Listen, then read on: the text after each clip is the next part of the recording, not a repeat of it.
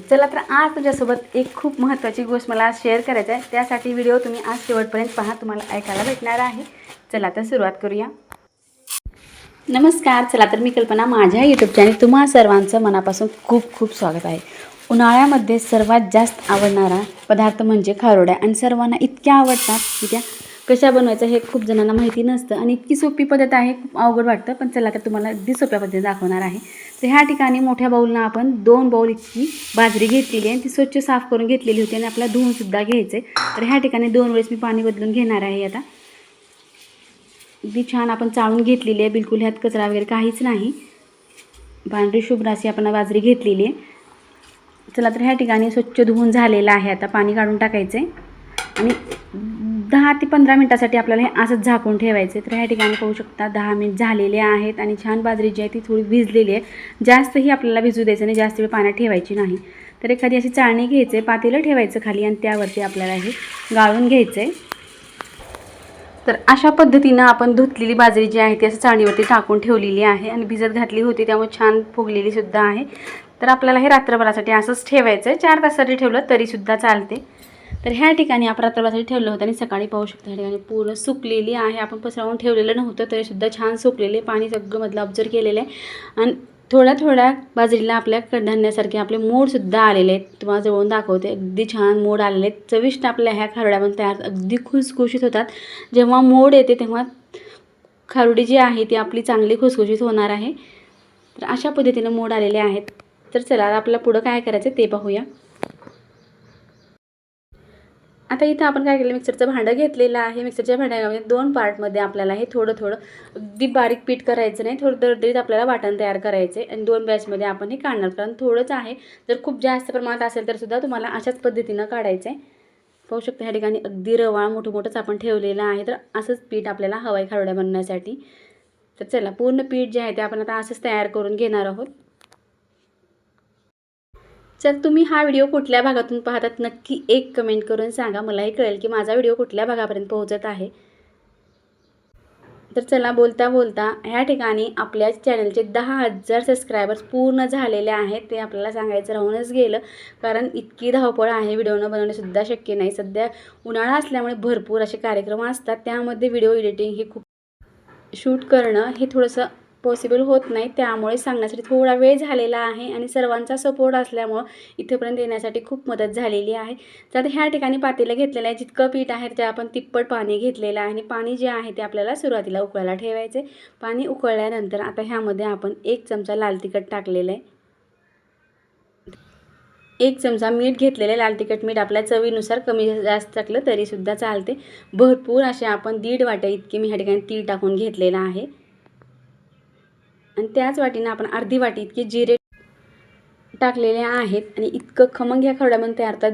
जिरे आणि तीळ आवर्जून टाका, भरपूर टाका, अगदी छान चव येते। तर चला ह्या ठिकाणी ताजी अशी कोथिंबीर घेतलेली आहे, त्यामधली आपल्याला थोडीशी कट करून घ्यायचे। कोथिंबीर भरपूर अशी आपण घेतलेली आहे, खूप कमी घेतलेली नाही, कारण कोथिंबीरमुळे चव पण छान येते आणि दिसायला सुद्धा खूप छान दिसतात। तुम्ही सुद्धा जेव्हा खारोड्या बनवता तेव्हा भरपूर अशी कोथिंबीर टाका आणि ताजी कोथिंबीरची चव तर खूपच छान असते। तर ह्या ठिकाणी कोथिंबीर आपली कट करून झालेली आहे। कोथिंबीर जी आहे ते आपल्या उकळत्या पाण्यामध्ये आता टाकून द्यायचे। चांगली उकळी आलेली आहे। एक उकळी आल्यानंतर काय करायचं, आपण जे पीठ काढलेलं आहे, जसं की आपण उपीट करतो तेव्हा जेव्हा घाटतो त्याच पद्धतीनं आपल्याला टाकायचे। पण त्या अगोदर आपण लसण ठेचून घेतलं होतं ते सुद्धा टाकून, ह्या ठिकाणी आपण साधारण 2 गड्डे इतका आपण लसण घेतलेला आहे आणि मोठा मोठा ठेचून टाकलेला आहे। मोठाच ठेचून टाकायचा, जास्तही पेस्ट करायचं नाही। चला तर ह्या ठिकाणी आता उकळी येईपर्यंत आपल्याला वाट पाहायची आणि उकळी आल्यानंतर आपण पीठ टाकू। आता पाहू शकता ह्या ठिकाणी चांगली उकळी आलेली आहे आणि आपल्याला थोडं थोडं करून आता हे पीठ जे आहे ते ह्यात टाकायचं आणि हलवत राहायचं आहे, जे की गुठळ्या होणार नाहीत किंवा गड्डे होऊन बसणार नाहीत, त्यासाठी आपल्याला मिक्स करते वेळेस हलवून घ्यायचं आहे। तर पाहू शकता पूर्ण जितकं आपण पीठ काढलं तितकं पीठ आपण ह्यात टाकलेलं आहे। तर आता जरी तुम्हाला हे पातळ वाटत असलं, परफेक्ट मेजरमेंट आहे, नक्की तुम्ही सुद्धा याच पद्धतीने ट्राय करा, बिलकुल बिघडणार नाही। इतकं पातळ असलं तरी सुद्धा शिजण्यासाठी पाण्याचं प्रमाण हे जास्तच लागतं, कारण बाजरी ही खूप कच्ची आहे आणि घट्ट असते, त्यामुळे शिजण्यासाठी पाणी लागतं। आता ह्या ठिकाणी तुम्हाला सुद्धा लक्षात आलेलं असेल पाणी किती आपलं ऑब्झर्व केलेलं आहे आणि अगदी छान घट्ट व्हायला सुरुवात झालेली आहे. आणखीन खूप घट्ट होणार आहे, कारण आपल्याला बाजरीची जेव्हा आपण खारोडी बनवतो तेव्हा शिजवण्याची पद्धत ही माहीत असली पाहिजे, कारण शिजणं पीठ खूप महत्त्वाचं आहे. त्यामुळं खुसखुशीतपणा येतो. जर पीठ चांगलं शिजलं नाही तर खारोडी जी आहे ती खूप कडक होण्याची शक्यता असते. तर ह्या ठिकाणी पूर्ण पाणी आपलं ऑब्झर्व केलं आहे. छान पीठ जे आहे ते चांगलं शिजलेलं आहे. अगदी मऊसूत पीठ आपलं छान तयार झालेलं आहे. आता काय करते, थोडं थोडं प्लेटमध्ये काढून थंड करून हाताला चटके बसणार नाहीत अशा पद्धतीनं आपल्याला ह्याच्या खारोड्या टाकून घ्यायचे. गेल्या वर्षीचा तुम्ही व्हिडिओ पाहिला असेल, अगदी खूप छान प्रतिसाद भेटलेला आहे, कारण खूप व्हायरल झाले आहेत आपल्या खारोड्याच्या व्हिडिओ. तर ह्या ठिकाणी अशा पद्धतीनं छोट्या छोट्या आकारामध्ये जसं की आपण सांडगे टाकतो त्याच पद्धतीनं आपल्याला ह्याचे सांडगे टाईप खारोड्या टाकून घ्यायचे. तर ह्या ठिकाणी अशा पद्धतीने पटकन मी आता पूर्ण खारोड्या ज्या आहेत त्या बनवून घेणार. जर माझ्या चॅनलचे नवीन असलं प्लीज चॅनल एक लाईक करा, शेअर करा, सबस्क्राईब करा. जेव्हा असे नवीन व्हिडिओ बनेल तुम्हाला पाहायला भेटतील. किंवा तुम्ही याच्या पापड्या बनवल्यात तरीसुद्धा चालते. चकल्या कशा बनवायचा ह्याचासुद्धा व्हिडिओ लवकरच अपलोड होणार आहे, ते सुद्धा तुम्हाला पाहायला भेटणार आहेत.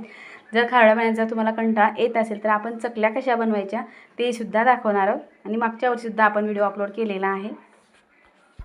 तर तुम्हाला मी इथे ताटामध्ये खारोड्या टाकून दाखवले. बाकी जे शिल्लक पीठ आहे ते मी टेरेसवरती जाऊन त्यावरती टाकणार आहे आणि अशाच पद्धतीनं पूर्ण खारोड्या ज्या आहेत त्या बनवून घेणार आहेत. तर पाहू शकता ह्या ठिकाणी खारोड्या टाकून झालेल्या आहेत, थोड्या सुकलेल्यासुद्धा आहेत, कारण हे उन्हात टाकलेल्या आहेत. आणि ताटसुद्धा मी आता हे उन्हात ठेवलेलं आहे.